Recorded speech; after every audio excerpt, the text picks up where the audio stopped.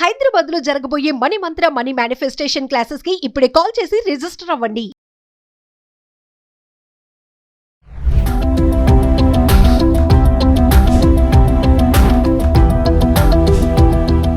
నమస్తే, welcome back to Suman TV. Present మనతో పాటు ఉన్నారు అనలిస్ట్ మందర్ కృష్ణారెడ్డి గారు.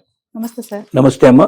సార్, ప్రైవేట్ జాబ్ చేసే వాళ్ళకి కేంద్ర ప్రభుత్వం కొత్తగా తీసుకొచ్చినటువంటి లేబర్ కోడ్స్ లో మరి శాలరీస్ విషయంలో కొన్ని మార్పులు చేర్పులు రాబోతున్నాయని అంటున్నారు. ఒకసారి వివరాల్లోకి వెళ్తే సార్. లేబర్ చట్టాలు గతంలో భారతదేశంలో 29 లేబర్ చట్టాలు ఉంటే వాటిని 4 కింద మార్చింది. మనం ఆల్రెడీ దీన్ని పాస్ చేశారు మన పార్లమెంట్ లో, దాన్ని అమల్లోకి వస్తున్నాయి. కొత్తగా అమల్లోకి వస్తున్నటువంటి ఈ లేబర్ చట్టాలు ఏవైతే ఉన్నాయో, కార్మిక చట్టాలు, వీటిలో కొన్ని పెను మార్పులకు దోహదం చేస్తుంది.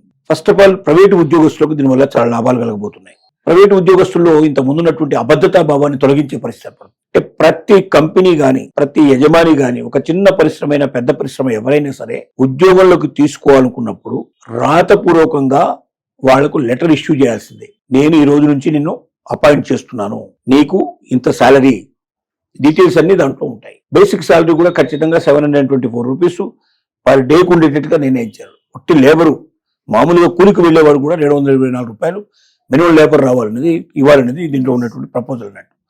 అంటే 724 పైనే ఉంటుంది, కానీ పర్ డేకి అంతకంటే తక్కువ ఎవరికి జీతం ఉండే అవకాశం ఉంటుంది. పర్ డే 724 తీసుకుంటే దాదాపు 20,000 జీతం అవుతుంది.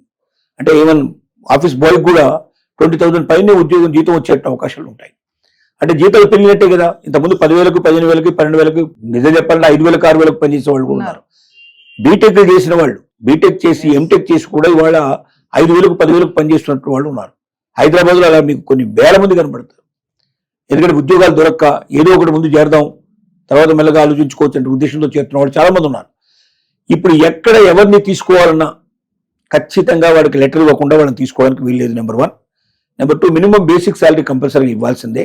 3 ఏంటంటే, ఇంత ముందుకు ఇప్పుడు తేడా ఏమిటంటే, ఇంత ముందు ఉద్యోగంలో ఏం చేసేవాళ్ళు అంటే శాలరీ బాగానే చూపించేవాళ్ళు, శాలరీ బాగానే వస్తుంది, కానీ ఆ శాలరీలో ఎక్కువ భాగం ఏం చేసేవాళ్ళు, బేసిక్ శాలరీ చాలా తగ్గించేసి ఇంటి అద్దె అలవెన్స్, రెంట్ అలవెన్స్ ఇచ్చేవాళ్ళు. దాంతో పాటుగా వాళ్ళకి ట్రావెల్ అలవెన్స్, ఇట్లాంటివన్నీ కలిపి వాళ్ళకు పెద్ద మొత్తంలో ఇచ్చేవాళ్ళు. ఆ పెద్ద మొత్తంలో ఇచ్చేందుకు బానే జీతం బానే కనబడుతుంది, నిజమే. కానీ దీనివల్ల వచ్చే నష్టాలు ఏమిటంటే, బేసిక్ శాలరీ ఎంత ఉందో దానికి తగ్గట్టుగానే మనకు గ్రాట్యుటీ కానీ ప్రావిడెంట్ ఫండ్ కానీ ఉంటుంది. ప్రావిడెంట్ ఫండ్ గ్రాట్యుటీ తగ్గిపోతుంది. బేసిక్ శాలరీ తక్కువ ఉంటే ప్రావిడెంట్ ఫండ్ గ్రాట్యుటీ మనకు తగ్గిపోతుంది. అంటే యజమాని ఇచ్చేటువంటి కాంట్రిబ్యూషన్ చాలా తక్కువ ఉంటుంది. మన శాలరీ నుంచి కూడా తక్కువ కట్ అవుతుంది. మనం ఎంత కట్ అవుతుందో యజమాని అంతే ఇస్తాడు. మన శాలరీ తక్కువ కట్ చేసి యజమాని దగ్గర కూడా తక్కువ అయిపోయినప్పుడు ఏమవుతుందంటే, మనకు లాస్ట్ లో చూసుకుంటే గ్రాట్యుటీ తగ్గిపోతుంది. రెండోది ఏంటి, మనకు వచ్చే ప్రావిడెంట్ ఫండ్ తగ్గిపోతుంది.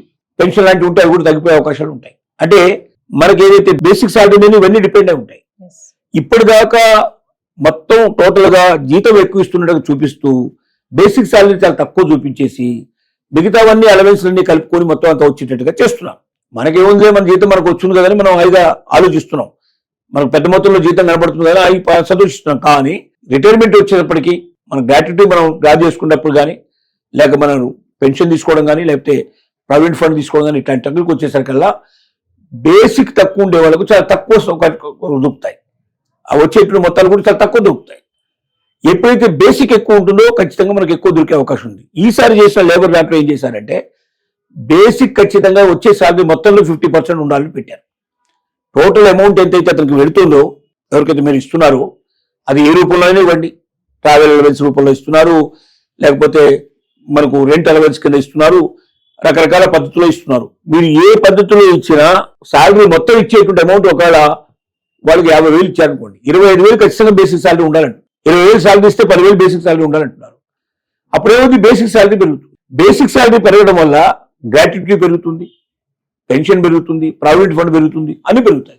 అంటే ఎండ్ ఆఫ్ ది లైఫ్, మనం ఒక స్టేజ్కి వచ్చిన తర్వాత లైఫ్ లోపల రిటైర్మెంట్ స్టేజ్కి వచ్చేసరికల్లా బెనిఫిట్స్ ఎక్కువ లేకపోతే జీతం వచ్చింటే ఖర్చు అయిపోతుంది. దాని పెద్ద దాచుకోవడం చాలా కష్టం. ఇవాళ ఉన్న ఖర్చులకు చూసుకుంటే వచ్చే జీతం మనం దాచుకునే అవకాశాలు లేవు. కానీ రిటైర్మెంట్ అయిన తర్వాత కనీసం కొంచెం బెనిఫిట్ వస్తే, పెద్ద మొత్తంలో వస్తే మన లాస్ట్ లైఫ్ లోపల చూసుకోవాలి. ఎందుకంటే పిల్లల మీద కూడా ఆధారపడే పరిస్థితి వాళ్ళు లేదు. పిల్లలు ఎవరు కూడా తల్లిదండ్రులు చూడడం లేదు ఎక్కువ భాగం. మోర్ దెన్ 80% పీపుల్ బాధ్యతలు వదిలేసిపోతున్నారు. అలాంటప్పుడు మరి ఒకసారి ఓల్డ్ ఏజ్ వచ్చిన తర్వాత, రిటైర్మెంట్ అయిన తర్వాత పిల్లల మీద ఆధారపడే పరిస్థితి లేదు, మన దగ్గర డబ్బు ఉండదు. అప్పుడు మన పరిస్థితి ఏమిటి, 4 రోడ్ల మీద నిలబడాల్సిన పరిస్థితి ఏర్పడుతుంది. అందువల్ల ఇప్పుడు కేంద్ర ప్రభుత్వం తీసుకున్న ఈ చట్టం ఒక రకంగా ప్రతి ప్రైవేట్ ఎంప్లాయీకి ఒక వరం లాంటిదని చెప్పొచ్చు. అతను మొత్తం జీతంలో 50% ఎప్పుడైతే బేసిక్ చేశారో అప్పటి నుంచి అతనికి గ్రాట్యుటీ పెరుగుతుంది, ప్రావిడెంట్ ఫండ్ పెరుగుతుంది, పెన్షన్ పెరుగుతుంది, అని పెరిగే అవకాశం ఉంది. అంటే పెన్షన్ అందరు ఇవ్వరు, కొన్ని చోట్ల పెన్షన్ ఉంటుంది, ఉన్న చోట్ల అవకాశం కలుగుతుంది. ఇలాంటి అవకాశాలు ఇంట్లో కలిగాయి. కాబట్టి ప్రతి ఒక్కరు కూడా ప్రైవేట్ ఎంప్లాయీ సంతోషపడాల్సిన విషయం ఇది. కొత్త చట్టాలు అమలు ఎప్పటి నుంచి అవుతున్నాయో చూసుకొని తనకు కరెక్ట్ గా తనకు అట్లా వచ్చిందా లేదో చెక్ చేసుకోవచ్చు. లెటర్ రూపు అడగొచ్చు, డిమాండ్ చేయొచ్చు. లెటర్ రూపోతే ఇమీడియట్ గా కంప్లైంట్ చేయొచ్చు. లేబర్ కోర్టులు రెడీగా ఉంటాయి. కంప్లైంట్ చేసినట్టయితే వెంటనే వాళ్ళు యాక్షన్ తీసుకుంటారు. కాబట్టి మన జీవితాన్ని మనం బాగుపరచుకోవడం ప్రయత్నం చేయాలి. యజమాని మీద నమ్మకం ఉంచడం మంచిదే, కానీ యజమాని మనకు చివరి దాకా మనతో తోడుగా ఉండాలి కదా. యజమానులు ఎలా ఉంటారు, వాళ్ళకి ఏ లాభం వస్తే తీసుకుంటారు. ఇవాళ మనకన్నా కొద్దిగా చక్కగా పనిచేసే వాడు దొరికితే మనం తీసేసి ఇంకోటి పెట్టుకునే ప్రయత్నం చేస్తారు. కాబట్టి మన యొక్క ఆలోచన మనం చేయాలి. రెండోది ఇక్కడ మనకు ఒక ఉద్యోగం పోయినా మన గ్రాట్యుటీ ఎక్కడ ఇబ్బంది కాదు. మనం ఇంకెక్కడైతే జాయిన్ అవుతామో ఆటోమేటిక్గా గ్రాట్యుటీ అక్కడ కూడా కంటిన్యూ అవుతుంది మనకు. కాబట్టి ఏది కూడా మనం పోగొట్టుకోం. పెన్షన్ పోగొట్టుకోం, లేదా ప్రావిడెంట్ ఫండ్ పోగొట్టుకోం, గ్రాట్యుటీ పోగొట్టుకోం, ఏది పోగొట్టుకోం. పెన్షన్ వచ్చేటువంటి అవకాశం ఉంటే అది కూడా దాంట్లో కంటిన్యూ అవుతూ ఉంటుంది. అంటే డిపార్ట్మెంట్ మారినంత మాత్రంలో, లేకపోతే ఒక కంపెనీ నుంచి ఇంకో కంపెనీ మారినంత మాత్రంలో మనకు ఇబ్బంది కలగకుండా చేసేటువంటి కొత్త సిస్టమ్ ని ఇప్పుడు కొత్త దాంట్లో తీసుకొచ్చారు. దీనివల్ల చాలా మేలు జరిగే అవకాశం ఉంది. కానీ ఇంకా కొన్ని విషయాల్లో పాత వాటి కొత్త వాటి మధ్యలో కొంత మనకు తక్కువ వస్తుంది, మనకు బాధ కలుగుతుంది. దీంట్లో కొంతమంది యూనిట్స్ వాళ్ళు, కార్మిక యూనిట్స్ అవుతున్నాయో వాళ్ళు కొంచెం గొడవ పెడుతున్నారు. ఇంకా కొన్ని మాకు పెంచాలి, పాత దాంట్లో మాకు కొన్ని ఉండేవి, కొత్త దాంట్లో కొన్ని బెనిఫిట్స్ వచ్చాయి, కానీ పాత దాంట్లో ఉన్న బెనిఫిట్స్ కొన్ని పోయాయి అంటున్నారు. కానీ ఏదేమైనప్పటికీ ఇప్పట్లో అంత మార్పు చేయకపోవచ్చు. ఈ 4 చట్టాలే మనకు ప్రస్తుతానికి కంటిన్యూ అయ్యే అవకాశాలు అయితే కనబడుతున్నాయి.